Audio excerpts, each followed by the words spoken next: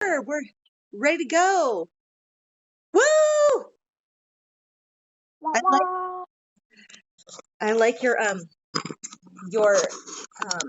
your overalls. Yeah. It looks Look at this stretch. nice and Wow. stretchy. Woo-hoo! No. Duluth. So they're real industrial strength. So yeah, I wanted to talk about these retrogrades. Yeah, Yeah, there's a lot. there's a lot. There's four. There's four retrogrades going on right now, Danielle. Four right now. It's Saturn in Pisces is in retrograde right now. It's been in retrograde ever since like I think like beginning of June. Yeah, it was around Gemini moon. We have Venus in Leo retrograde that started probably like a week or so ago, and now Neptune. I think well Neptune isn't yet, but it's going to go into retrograde on the 30th, and then Pluto obviously retrograde. It's affecting like the fixed signs a lot and the mutable signs the most. So those two groups, the cardinal signs, not as much. They still, Yeah, yeah, it's I think a bigger picture for the um, cardinal signs. yeah, they get to see it. Less like introspective, but more like outer. Yeah.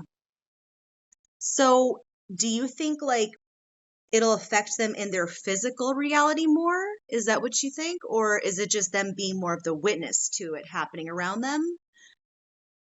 I think a little of both, like the witness of what's going on around them, things also happening externally to their like circumstances, so not by their choice, but maybe by others, or Hmm. even how to evaluate some of their own ways of doing things so that they're not so impacted by the external forces.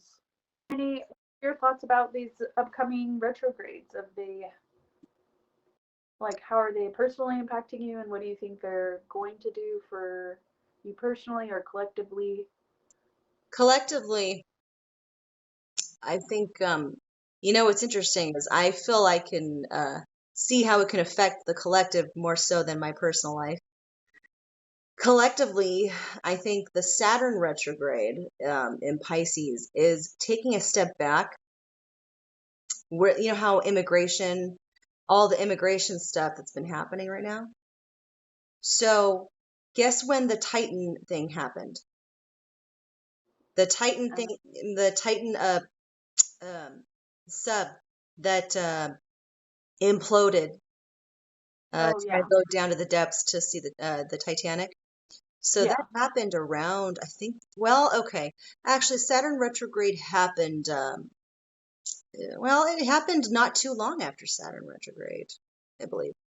Anyways, so Saturn in Pisces, from what I've read, I'm no expert, but from what I've read, it's to represent recognizing people who have less than, the innocent that are being taken advantage of, the people that are being, used and abused.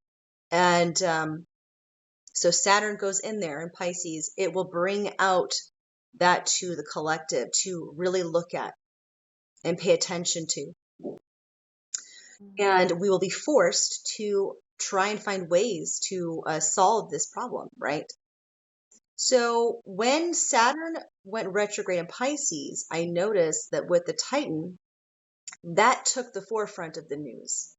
Meanwhile, all that's happening, all these things are going on during everyone's focused on that situation happening, but it almost like it almost kind of muddled out all the other monumental things happening, in like, just like immigration stuff happening, people are dying on a daily basis. It almost like took us off the course of really looking into it because the news and media has been shouting out just one message all the time. So it's like diverting. Um, and a big thing about immigration problems is that a lot of children and women, but mainly children, are trafficked. They're trafficked and they're killed. And literally, there's all these children that are becoming, sex slaves. It's sad. It's a real thing.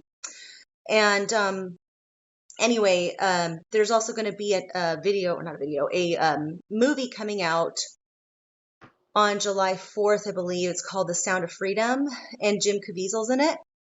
And it's all about the child trafficking situation that's been a monumental problem in the US because we are the #1 consumer of it, which is so disheartening and just terrifying.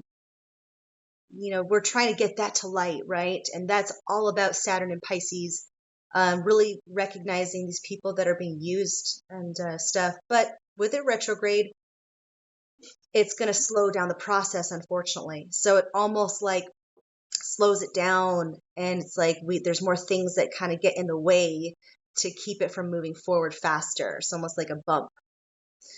But once that is out, it'll push forward faster, I believe, in solving issues, finding practical ways to solve this problem. Then with Pluto retrograde, collectively. So Pluto takes about 28 years to transit within a sign. It's pretty slow moving. It's been in Capricorn. So Capricorn represents Saturn, right? Capricorn rules the 10th house. 10th house is career. It represents like your authority status. So then I always viewed Capricorn as being establishment, the people who rule, the elites, the ones in charge. So with Pluto going to its end degrees, like most things, when you come to the end of a transformation, you get the 8 of Swords, the 9 of Swords, the 10 of Swords is the heaviest and most painful, but you're at the end of it. But it's the most monumental. So we're at the end right now where it's shifting the signs. And we are, I'm getting chills, in the anaretic degree, right, which is the degree of crisis. So I think that right now, so much crap is coming out about corrupt politicians, corrupt globalists around the world, not just US, everywhere, that have been running things, taking advantage of the people. And this goes in line with the child sex trafficking as well, because they're all a part of it. They are all a part of it.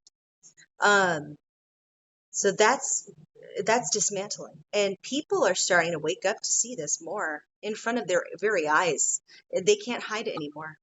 They've been trying to. And then, when it gets into Aquarius, Aquarius is about the humanitarian, community. Let's work together as a whole, as a group. And so I think that if we can keep our focus in the right areas and not divide, because I'm going to tell you right now, because of these very polarizing energies and the establishments, the higher ups are so afraid of losing their power. So you think about it, they've had so much power. No one wants to give away their power once they're at a high place. They're going to do everything they possibly can to keep it. So best way to do it is divide and conquer, right? Let's keep them distracted so that they want to kill each other instead of noticing that we're the one pulling the strings. So we got to keep our focus right now so that it doesn't turn into where it's like a Terminator Skynet situation, which I think honestly, that's how the dark side of Pluto and Aquarius could manifest. Is since these people in power, they can basically create more facades through AI technology and trick people through AI, control the masses.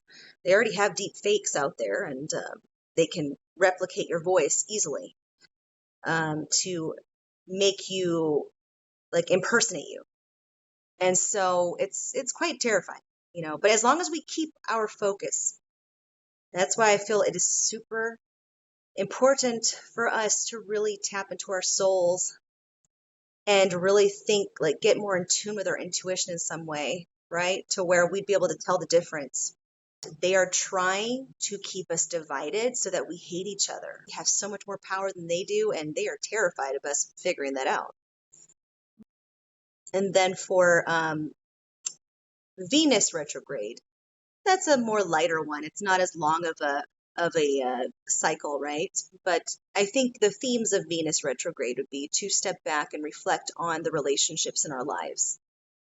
And since it's in Leo, it will be more. It won't be as harsh in Leo because Leo is more uppity, fun, passionate.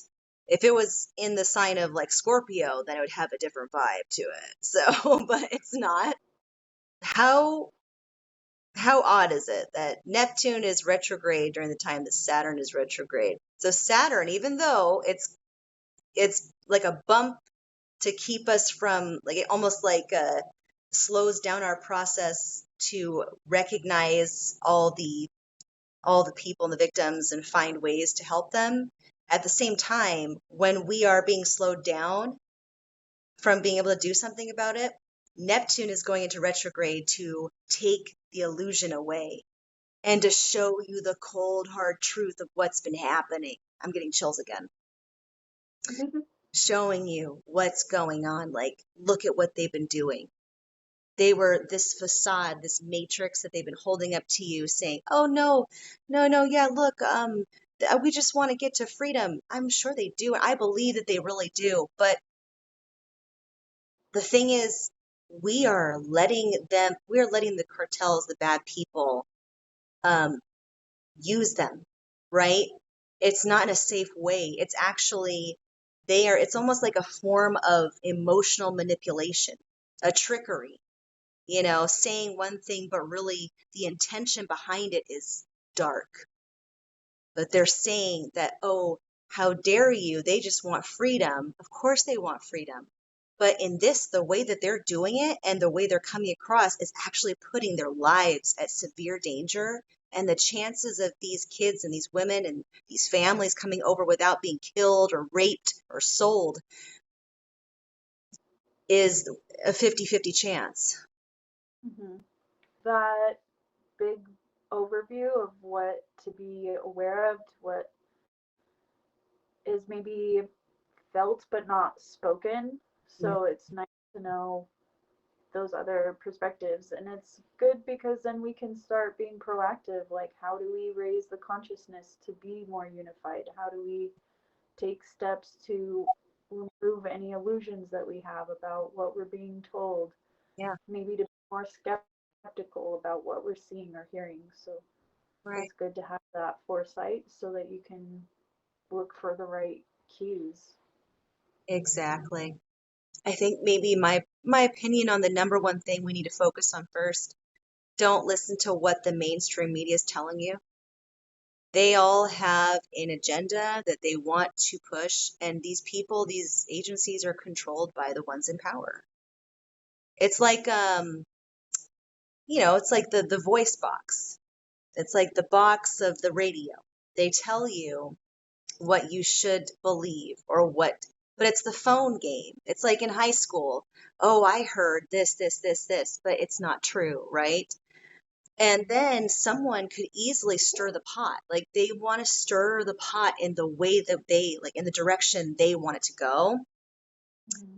And if we're aware that, you know, and we can hear the key words that they might be trying to say, when we get in tune with ourselves, you can almost tell right away, like their intention behind, like the way they're messaging. Very hard to be totally neutral or unbiased, and Mm-hmm. um, I think a lot of the time too, you can kind of be aware of any way that they're sensationalizing or using like radical language to evoke certain feelings or direct you into believing things differently, because that can be a huge trigger that is used as any like sensationalized or radicalized information. This is the issue too. I feel that the way that we talk to each other, like just on ground level with others, right, that have a differing point of view, I think that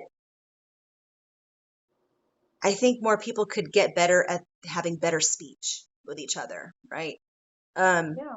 Instead of on both spectrums, like being more open Like, how do you find that middle ground without like trying to send like a threatening vibe? Like, you don't want to talk at someone. You don't want to, you can, like, there's a difference between expressing your view, but always make sure to mention that you aren't trying to come off in a threatening manner, and you want to just find the middle ground. You're not judging somebody. You don't view yourself as above them in any way. You just want to share your perspective. Let's mend it and say, hey, I see you. I see your vulnerability and I understand now. And I'm not judging you for your vulnerability. I respect it and I want to understand it more. But can we find a way to where we can both feel that towards each other in like a synchronized way?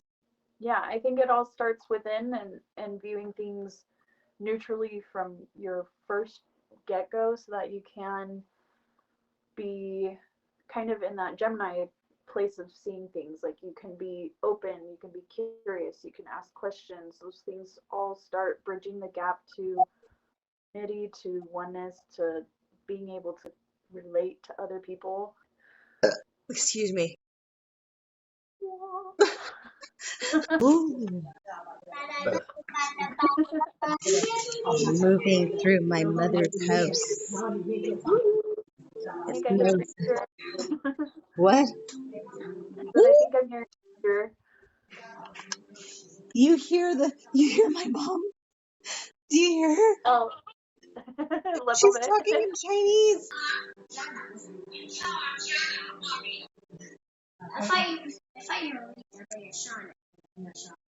Hi, Mom. Oh, hi. How are you? Look at this fabulous food here. Oh, fine. What is it? It's I like can't see it visually. oh my gosh, can I make this thing fit? I have no idea what I'm gonna do here. Hold on a second. I just gotta put this. So it's this stuff. So it's like Chinese bing, sao bing, sao bing, Salping. sao bing. So I'm going to try it. Has chicken in it. It kind of looks like a taco. Mm-hmm. Mm. Oh, that's good. That's good.